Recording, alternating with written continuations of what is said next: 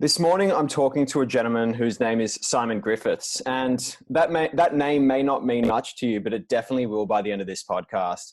He started a business with his co-founders in 2012 called Who Gives a Crap? Hilarious name, I know, but the business started with the intent of selling, well, rolls of toilet paper, and it was started with a mission and a brand purpose that is admirable. And it's the reason I wanted to chat to Simon, to be completely honest, is what they're doing with the business. I'll give you a bit of background about them though. They started in 2012 with a crowdfunding campaign that started with Simon, who's joining me, who sat on the toilet for 50 hours to generate 50 grand through crowdfunding, and then leveraged that with bootstrapping to push his business forward further and further. And it was through the panic buying that happened during COVID that the business secured huge amounts of revenue growth and is now pushing $5.85 million to fund 6 charities. Simon, I think that pretty much sums it up in a nutshell. Thanks so much for joining me. Yeah, thanks for having me. I'm so sorry. No, that's all right. No dramas. Cool. So Simon, let's tell me about the story. I mean, sitting on a toilet for 50 hours, to raise capital, I'd probably say that's a bit more intense than most fundraisers. Can you tell me a bit about what that experience was like? Yeah, so I mean, when we went to crowdfund this, it was 2012. So there'd been 6 $1 million crowdfunding campaigns that had happened kind of before we launched ours. Dollar Shave Club had launched their viral video 6 months earlier. Warby Parker was just getting started. So it was kind of pre the direct consumer movement. Kickstarter wasn't yet a household name. And so the landscape was quite different. And we knew that we were crowdfunding the most boring product that had been crowdfunded. We're talking about toilet paper. And so we had to think about our product a little bit differently. And so one of the guys working on the campaign had this great idea that we should shoot the whole campaign on a toilet, and I should pledge to not get off it until we pre-sold the first $50,000 worth of product. And so we live streamed that me sitting on a toilet in our warehouse.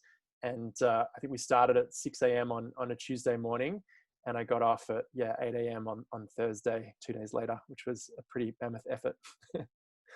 Mate, I think there are a lot of messages that go through someone's mind, a founder's mind, when they're going through really intense moments, whether it's product launches or anything else. I can't say I've spoken to anyone who spent 50 hours on a toilet though. What was going through your mind during all of that?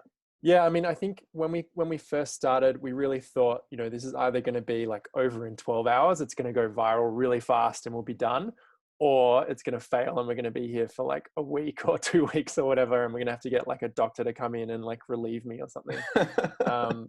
But it kind of ended up somewhere in the middle, which was a bit of a roller coaster. And we kind of launched early in the morning to try and get into the US media stream before everyone went to bed, and then fortunately, I guess we got picked up quite quickly by national television in Australia, and then went viral quite quickly on social media, and eventually got like national print coverage and everything else. And we were crazy popular in Brazil and Greece, of all places. Who knows why? But we got embedded onto the homepage of the largest Latin American newspaper in the world. And so we thought that overnight I'd get a bit of a break because no one would be like watching the live stream. But because we had all of these people in Brazil watching, I actually couldn't get off the toilet. And so we'd had this plan that I could kind of sleep on the ground with my arms, like, still touching the toilet. So I was on it in inverted commas. But yeah, in the end, I had to sit there the whole time, which was a bit of a shock for everyone. And I don't know if you've ever tried to stay up more than 24 hours in a row, but you start to hallucinate, like your body kind of starts to shut down and not work properly. And so I was like, trying to drum up interest on Twitter, and all of the like static JPEG, avatar images were turning into GIFs that were like jumping out of the screen and like moving around. And it was really like hard to focus and kind of make everything happen. So that was kind of the hardest part of it, was that, after 40 hours of being awake, your body's really, really like not used to doing that, and you're trying to shut down. And so my body was trying to make me fall asleep in different ways. I kept hallucinating there was a ledge next to me that I could lean on for a rest, and then I'd like almost fall off the toilet. So it was quite a bizarre experience, the whole thing, but amazing way to get started. We got our first 1,000 customers, used the capital from that to place our first production run, our first purchase order. And then those customers were what helped us to grow. They told other people about what we were doing, and that's how we got up the initial word of mouth interest around our business, which is what we've relied on for most of our growth to date. That's crazy. Yeah, the all-nighters. Look, 50 hours is something else though. I remember there was an all-nighter that I had to pull once for a product release, which is fine. You know, it's expected at times for a startup. The problem was that I'd scheduled a podcast with the co-founder of Netflix after 30 hours of being awake. I to this date don't remember doing the podcast, and I've never listened to one of my podcasts because I can't stand my own voice. So I don't know if it was any good. I've been told it's decent. Wow. Yeah, it's crazy what your body starts to do to you at that point. And I'm not someone that I'd never pulled an all-nighter at uni. I haven't pulled them, at work either. So that was the first time. So I'm not like conditioned to like, so it was quite an experience kind of going through that. Yeah. Yeah. Well done, man. So let's, before we get to, I guess, 2020 and everything that's happened recently, because I really want to talk about what you guys are doing at the moment, because it's quite exciting. Talk to me about the growth. So you've gone from kind of 2012, where you did the initial crowdfunding. You're bootstrapped, which I absolutely love because I'm very fond of bootstrapping businesses. I think it teaches you a lot about scarcity. And I think that my belief is that anyone who's going to go through a fundraising process should have had expertise with bootstrapping, because I think it teaches you to really be respectful of every dollar you're spending, particularly because it's, at the end of the day, it's kind of money out of your own pocket in some respects. Yeah, I think it teaches you where to focus and what's important as well. Yeah, that's right. You kind of really narrow down on what are the right metrics for us to be tracking in order to make this business kind of grow at the pace that we want it to, which is a great experience. So yeah, so I guess so the kind of story, I guess, was that we landed our first production run in 2013. Honestly, we thought people wouldn't buy toilet paper online. This is kind of before the direct-to-consumer movement took off. And so we were sending product out to our crowdfunding campaign supporters, incredibly thankful, not expecting kind of our online sales to really go anywhere. And we thought supermarkets would be the distribution channel that we really needed to focus on. But without us doing any marketing or sales, our daily sales rate from our online store started to double day on day. And after 5 days, we sold out of our complete supply that we thought was going to last 3 months. And so we were out of stock incredibly quickly. And when we weren't quite sure how that had happened, because we weren't doing any marketing ourselves. And we realized basically our customers were taking rolls to work, giving them to friends and family, telling everyone they knew about what we were doing, and posting photos of us all over social media with their pets and their kids and all sorts of stuff. And so we created this kind of word of mouth groundswell around toilet paper, which had never, ever happened anywhere in the world before. As a result, we realized that, our online business could probably be a much bigger business than what we'd originally thought. And so we kind of tripled down on our order volume and had enough money to pay the deposit for that order, but knew that we had to find $50,000 before it landed in 8 weeks' time. And that was how we kind of got into this mindset of, what's important and how quickly can we turn stock over in order to pay for it, and started modeling out, all of the financial implications with this 8-week horizon where we had to find $50,000 to make it all work. And as part of that, I sat down with someone who I was actually planning to ask to be an equity partner in our business. And he said to me, "You guys are doing such an incredible job. You're so close to being break even. If you can just get through this next hurdle, you'll be able to grow the business for a while without having to sell equity to anyone, which will put you in a really great position." And so off the back of his advice, instead of asking for to be an equity partner, I said, "Thank you for lunch. This has been awesome." And went away and started to think about, what are the other ways that we could fund this? And I was really fortunate to meet a philanthropist who was helping me to think about the philanthropic side of the business. And he said, "What other problems are you faced with?" And I said, "Oh, we've also got this $50,000 stock problem that I've got to solve." And he said, "Well, maybe I can help you with that." And 3 weeks later, he became our first debt holder. And so he wrote us quite a high risk piece of debt that helped us to cover the cost of that second purchase order that we made. And off the back of that said, repay it in 18 months. All of the interest that you generate, instead of giving it to me, you're going to donate it to a water-based charity of my choice. So from our point of view, that was a really great piece of capital, because it was quite high impact compared to any other capital that we could take. And it meant that his incentives are really aligned with ours. And we ended up repaying that debt in 5 months instead of 18 months. And he said, great, I've never seen anyone repay debt that quickly. You guys are obviously doing something right. If you want more money, let me know. And so we ended up going back, and we did a $400,000 debt raise with him and another party, kind of pari passu, and then repaid that, and then ended up taking a little bit more, and we repaid all of that about 18 or 24 months ago. So we've been debt free for about 18 months now. I think at our peak we had about $800,000 of debt in the business, and we've really kind of gone and executed on what our financial model told us we could do in order to be profitable and cash flow positive kind of on the time horizon that we thought was possible. It got pushed out a little bit because we ended up going international and needing more working capital as we opened more warehouses around the world. But in general, we've kind of been able to show that first financial model that we wrote was actually correct, and we've gone and executed on that and been able to make it all work. Yeah. Let's talk a bit about debt versus equity. And prelude, this isn't financial advice for our listeners. I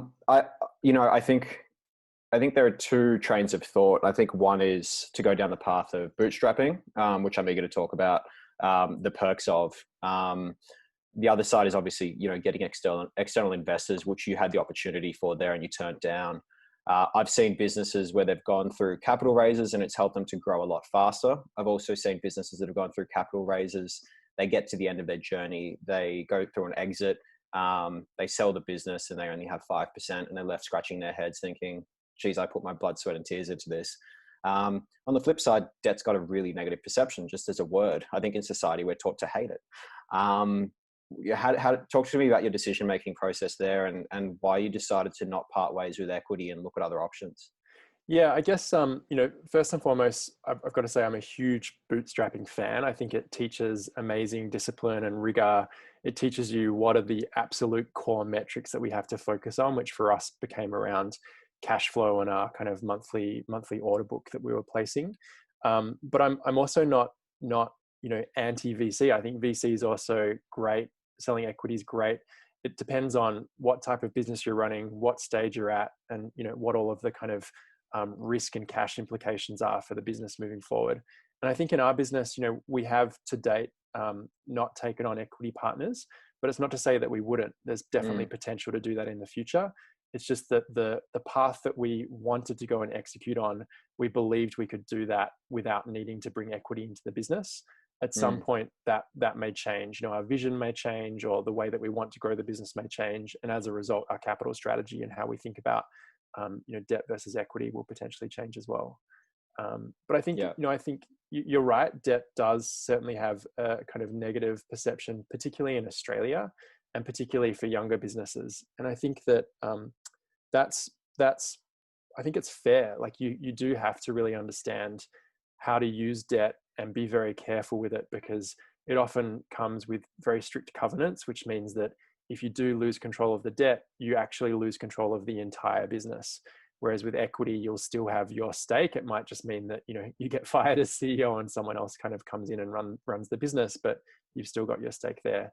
And so you need to be really hyper aware of, what are the covenants that are coming with this? Are we truly comfortable with those? Are we certain that we can execute on this next direction without breaching those covenants? And therefore, is debt the right financial instrument to be using in this instance? And we're probably pretty lucky that as a founding team, we're quite financially literate. So we've got, one of our founders spent a few years at Boston Consulting. I very briefly worked in investment banking. And so between us, we can piece together the financial models that we need to show, whether debt's the right tool for us.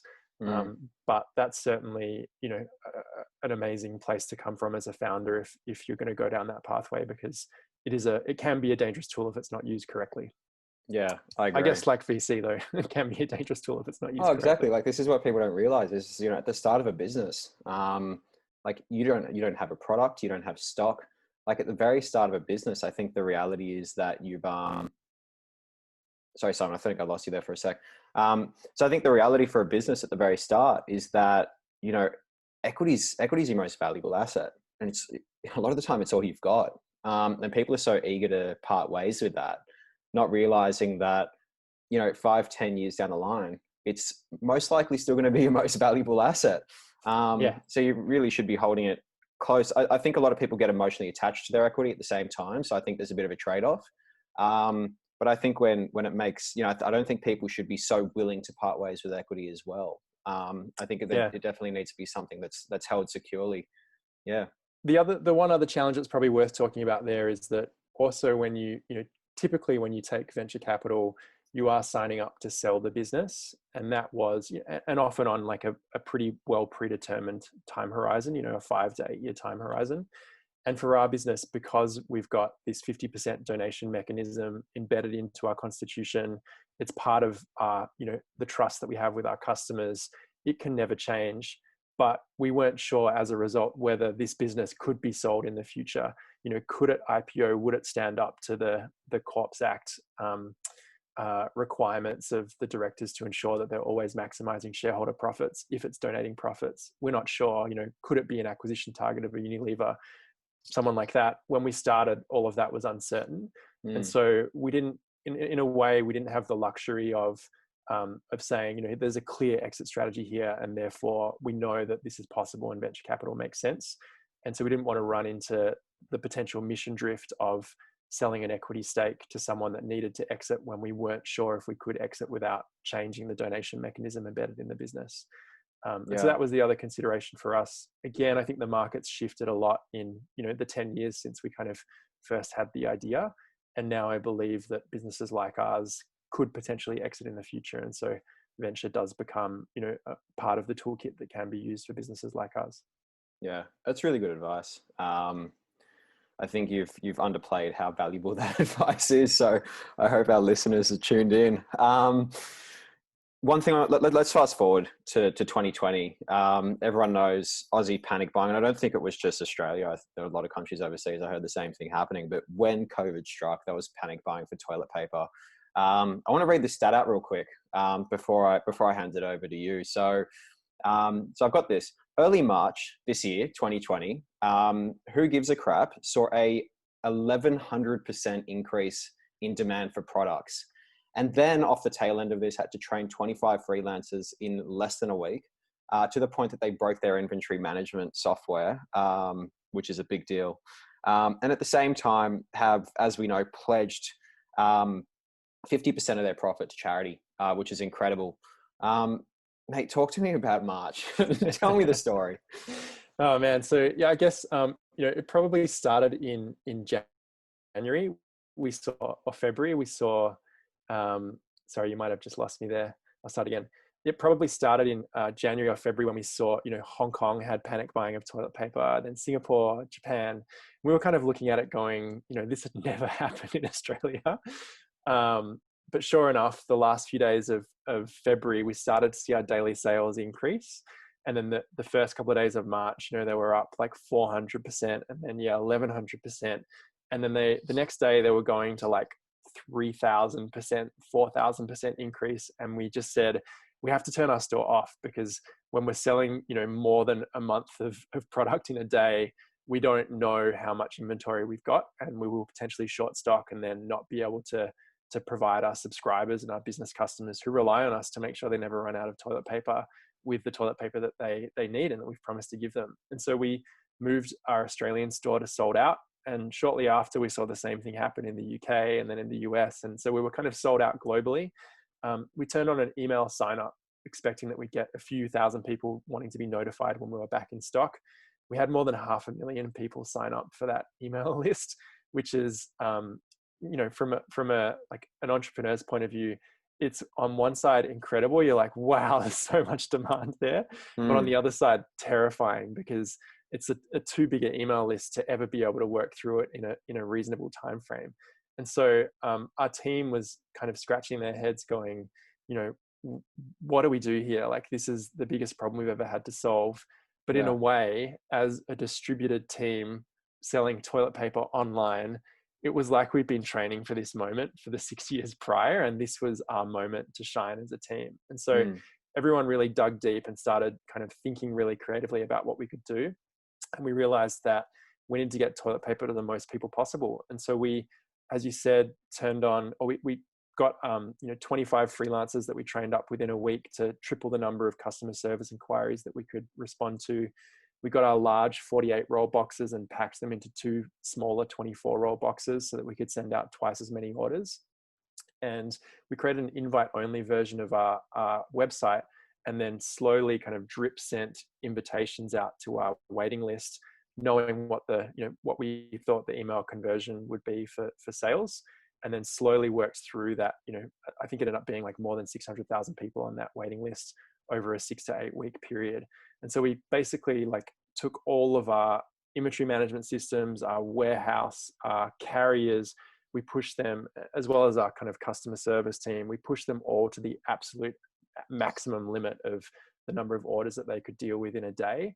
And, as a result, worked through that list as fast as we could. And so it was, from our team's point of view, incredibly exhilarating, but exhausting work, because we were moving so quickly. Things were, we had really great strategy behind what we were doing, but inevitably we're doing things for the first time. And so our inventory management system kept breaking because we were pinging the Shopify API too quickly. Our warehouse, as a result, didn't get a day of orders, and then had 2 days of orders that were bigger than what a regular week would look like, kind of coming to them the next day. And so we had lots and lots of problems through that, which was super challenging. But I guess for everyone, we knew that because we donate half of our profits, getting those months right was going to ultimately end up in this massive donation come June 30. And so we were kind of digging deep, knowing that it was our duty to get toilet paper to as many people as possible. And the end result, and the silver lining, was that would also mean this massive donation at June 30 as well. Yeah, awesome. Why is it, like, at the start of the business, why is it that you chose to give that 50% of profit to charity? Yeah, I mean, it's really the reason why we got started. So 2.3 billion people globally don't have access to a decent toilet. Doesn't sound like much, but if you can imagine going just a day without a toilet, it's pretty horrific from a dignity point of view, but then also from a health point of view, because you end up with the bad stuff ending up in water that's used to cook, clean, and wash. And that results in diarrhea-related disease. That's basically the number 2 killer of kids under the age of 5. So it kills about 700 kids under the age of 5 every day. Jeez. And it's the largest filler of hospital beds in sub-Saharan Africa. So from an economic standpoint, it's hugely devastating.